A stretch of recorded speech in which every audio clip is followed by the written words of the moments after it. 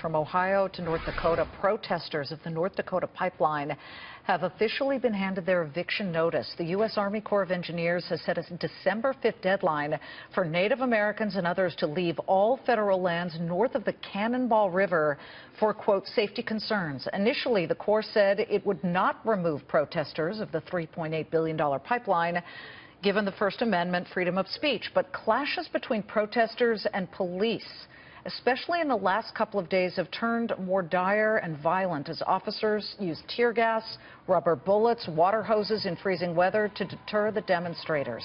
Let's bring in somebody who has had to deal with backlash over the proposed Keystone Pipeline, which would run through his state of Nebraska.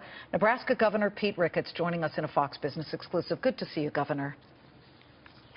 Thank you for having me on, Liz. Oh, look, having witnessed pipeline politics in Nebraska, how cautious must North Dakota be? Well, certainly you want to take into consideration the views of the folks who are being impacted here. And that has happened. The 55 tribes have met with the Army Corps of Engineers over 200 times and have filed numerous comments on the route of the pipeline. In fact, the route of the pipeline has been moved. And so there has been a lot of dialogue already. I also note that Dakota Access, the pipeline company, has requested to meet with the tribe 7 times and been refused. So I think it is important to try and open dialogue, but in the case here with these protesters, clearly they're acting outside the law. They're trespassing on private property. They're blocking public roadways. They're burning cars. They're throwing rocks and bottles at law enforcement officers. This is something that, again, this is outside the rule of law and outside the way that we actually resolve these sorts of issues. Yeah, I mean, look, we feel for people who are worried about their drinking water and worried about certain important sites that matter to their people, but Energy Transfer Partners had gotten federal permits, followed those rules. I suppose you do have to, when we're talking as a business network here, look at the oil and the pipeline and all that's going through it. Be careful what you wish for, because this, along with Keystone, let's say all of this energy starts coursing through and Keystone eventually perhaps becomes a reality, considering Donald Trump says he's going to do it. The price continues to go down. Are you worried about then the unintended consequences for the business community, that then you start to see a lot of these companies go under because the price is too low for them to make a profit? Well, from the standpoint of how the market works, I mean, this is why we have a vibrant free enterprise system, is that companies take risks. If they make bad risks, then, of course, they need to have those consequences. That's part of how we have that check and balance in our market system. So I really don't get too concerned about the price of oil getting low. I really expect the companies to take that risk, and that they're the ones that are going to be deciding whether or not to invest based upon what they think the return can be.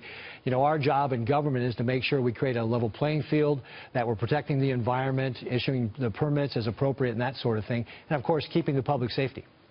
All right, I need to get to this because you just got back from China. Nebraska does a lot of business with China when it comes to agriculture, but you signed 9 letters of intent with the Chinese on everything from I suppose, food importers, hotels, restaurant suppliers. Sounds like a productive mission for you, just at a time where Donald Trump has said that he might impose tariffs. What would you say to the president-elect about that? Well, I think what you've heard from the president-elect is that he wants to make sure we've got a level playing field, that American companies ought to be able to have access to Chinese markets if Chinese companies are going to have access to American markets.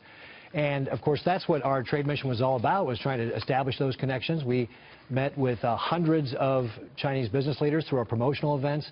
You mentioned the letters of intent we signed. One of our companies, Preferred Popcorn, extended their deal with their Chinese partner to sell up to 10 million more pounds of popcorn in China. So we were really looking to develop those connections. And really, I think that's what Mr. Trump is looking for, is to say, how can we make sure we're having a level playing field for everybody involved? And, of course, to be able to get that, you've got to negotiate, and you certainly start at the, you don't start at the place you hope to end in a negotiation. To be clear, Governor, you signed letters of intent. You must feel that you had a level playing field in dealing with your Chinese counterparts there. Well, actually, in the case of those letters of intent, many of them were for the beef that we want to sell into China. China still doesn't allow our U.S. beef to be sold in China. Now, because of the one country, two systems, we actually export a lot of our beef to Hong Kong, and Hong Kong is actually one of our largest beef markets.